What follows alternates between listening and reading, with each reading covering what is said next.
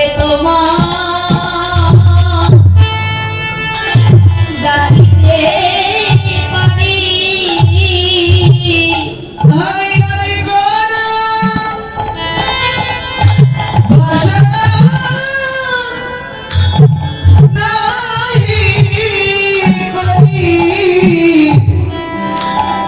আমি নয়নে জলে তোমায় ডাকিতে পারি আমি আর কোনো বাসনা নাহি করি নয়ন জলে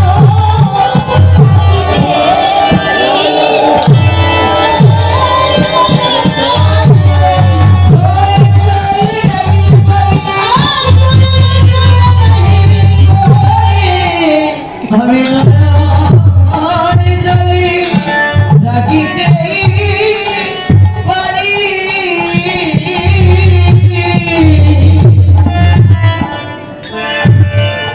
নদে নাগরী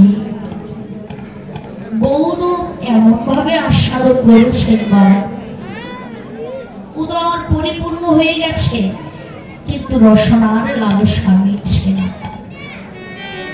আকণ্ঠ পরিপূর্ণ হয়ে গেছে, রসনার লালসা মিটছে না।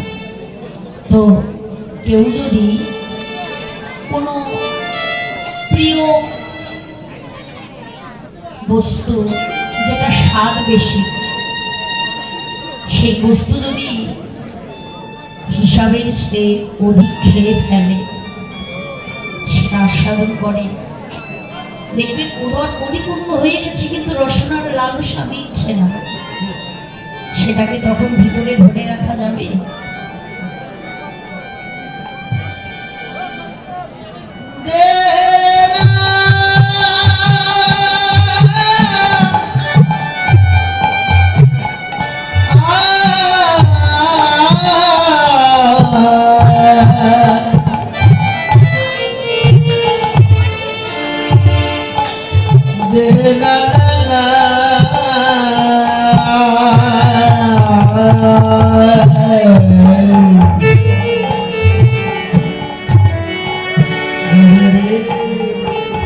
তো বাবা, যখন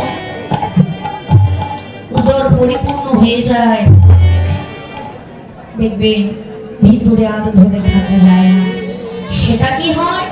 উৎপাত, অর্থাৎ সেটা বাহির হয়ে যায়।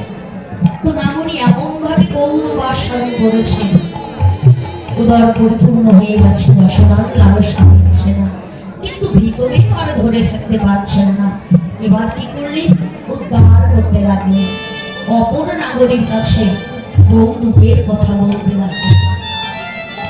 সজনী, সাজের বেলা গিয়েছিলাম গঙ্গার কুলে জল ভর্তি, গিয়ে দেখলাম সেই অপরূপ রূপ, সে এমনই রূপের মাধুরী, এমনই রূপের লাবণ্য। দেখলাম সেই রূপের মানুষটি দুটি বাহু উত্তোলন করে বদনে হরি বল বল গঙ্গা বলে বিহার করছে। ওই রূপের মানুষটি দর্শন করে আমার আর ঘরে মন থাকে না রে।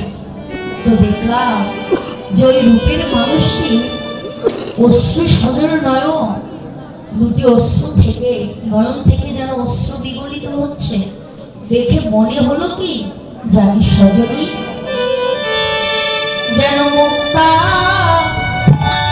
ঝরিছে,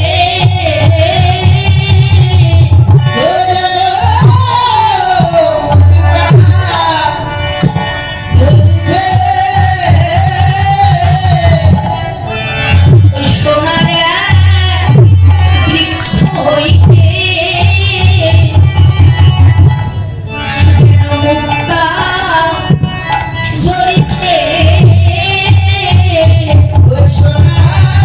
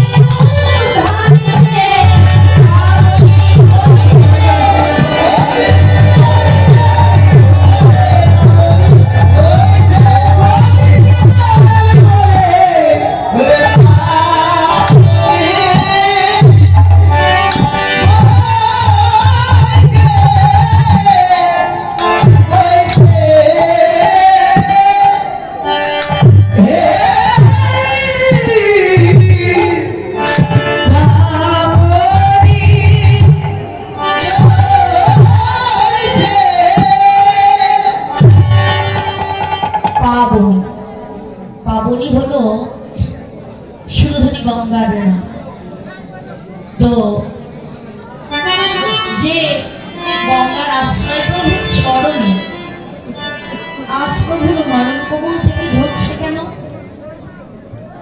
গঙ্গার আশ্রয় তো প্রভুর চরণে,